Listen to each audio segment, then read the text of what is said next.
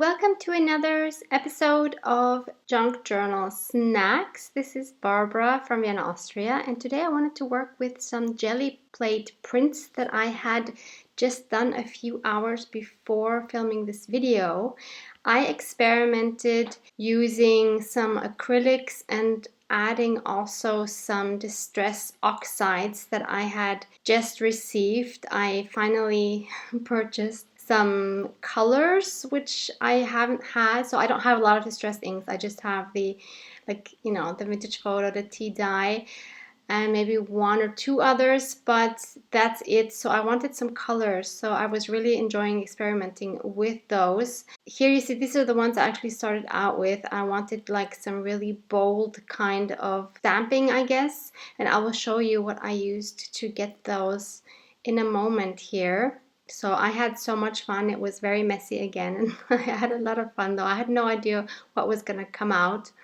So here I'm just showing you my handmade stamp. So this is just a piece of very stiff cardboard with some foam pieces that I had cut out. And this is a stamp I've had for many years and I love it so much. Same thing with these circles. Also just cut out with a Stanley knife from a piece of foam. You can get like these foam plates. I'm not sure what they're called. In German, if anyone is listening, they're called Moosgummi. And some of these were also made with some other stamps I'll show you in a moment, made with this linoleum. Maybe you've done that in school once. So these are a lot more firm. You can hardly see them here, but still they're there and they do kind of make some sort of marks. And then I tried my golden high flow acrylic. I have this also from years ago when I was still doing art journaling, and I just used it to make these weird looking marks. And now listen to the lovely sound.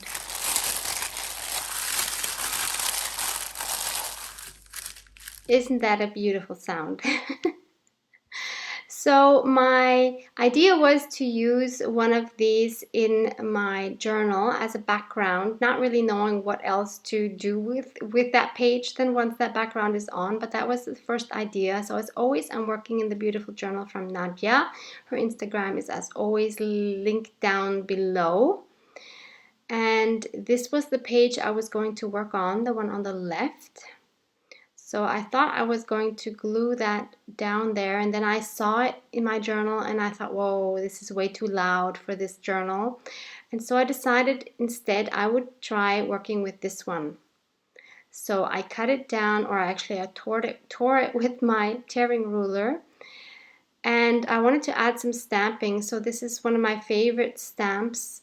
It's from Crafty Individuals in the UK. I will link their website down below. So this is stamp number 116, and I'm using my black archival ink, and I'm just more or less randomly putting that crackle stamp all over this piece of deli paper. So all of these prints were made on deli paper, or in German Butterbrotpapier, and I really love working with this paper. And I really love the crackle effect. And here I wanted to add this print, which is actually from my logo. And here you see a copy of the original, which you can also find in my store. I will link those below. And I'm going to show you the original cabinet card. So this is the cabinet card it came from. This is where my logo is from.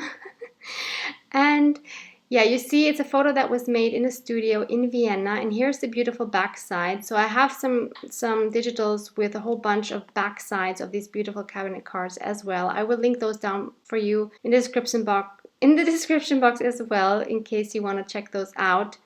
So this is a card I had made for lovely Maud. Hi sweetie, if you're watching, quite a while ago, I think last year sometime. And I realized that I never put that card in any journal, and since it has a deep meaning for me with my logo, I thought, okay, this is the journal to put it in. So I added the crackling stamp in the background of this card as well, to just kind of integrate it better into the background.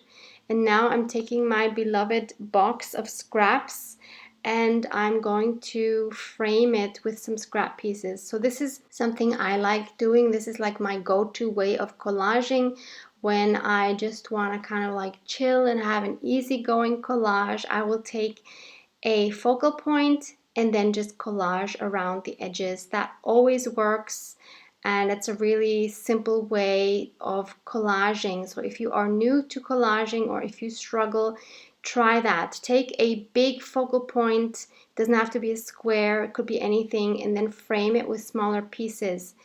Now you always have to keep your colors, of course, in mind. So the pieces I'm choosing here kind of all are in a fairly similar color range. So I wouldn't put any strong colors in here like a strong blue or red or green or anything like that. You see here I'm working with soft colors, neutral tones, things like that.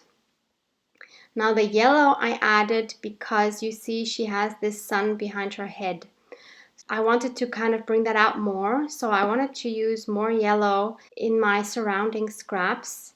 And I wanted to add a third piece because you know how I love my triangles and they always just seem so balanced in collages. So that's another thing I would strongly advise you to try if you work with elements that kind of stick out a bit more, colors that stick out a bit more. Always make sure there's either just one, like it would have been fine to just leave that sun there and not have any more yellow.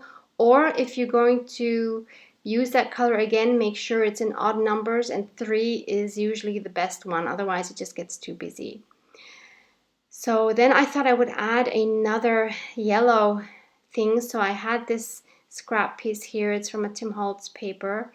And I just thought what would happen if I would just rub that edge into my brand new fossilized amber distress oxide. I really like the effect on that white edge because I don't like the white edge, of course, but making it yellow like that really would look nice. But I will actually get rid of that piece again. And this is just another scrap from the French Industrial Tim Holtz paper pack. Now here I'm adding a darker piece, and you can see that kind of sticks out, but it kind of goes with the darker piece on the bottom, also because they both have circles. You see how they go together? Now this definitely again calls for a third piece to form another triangle. So these are wallpaper pieces, and they're super textured. Love the feeling of those. And so I am just making sure it has a torn edge rather than a cut edge, and I'm adding that to that side instead of that other piece. And now that I have had a feeling that everything was balanced, I am gluing down my centerpiece. So I'm using my top-down gluing method because that is just so much easier for whenever you have a lot of smaller scraps. And now that most papers are already adhered together, I can just go around and lift all the pieces on the edges and make sure they are glued down well. So this is my favorite way of collaging, and I do hope you give it a try, especially if you feel you're intimidated or you don't have so much experience with collages. This is really a good way to practice in your journal. So now that everything was glued down, I am just gluing that whole thing down onto my page. And lastly, I wanted to add some sentiments. So I have these clippings in my shop as well.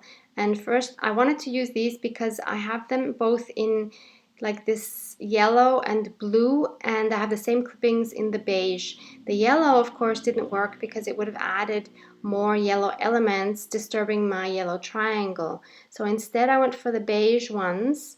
And the two sentiments that I chose are: don't be afraid and believe in yourself, because I think those represented that card and the beginning of my journey of having my own little creative business the best, because I was afraid. Of course I was afraid, but I went for it anyway, and I've never regretted it. And I'm so happy, and that's what this page symbolizes for me, is to just go for it and believe in yourself and your skills, and you can do it. If you want to do it, you can do it. So this page has a very positive vibe for me. I love the colors and everything, and love having this collage in this journal because it is so meaningful for me.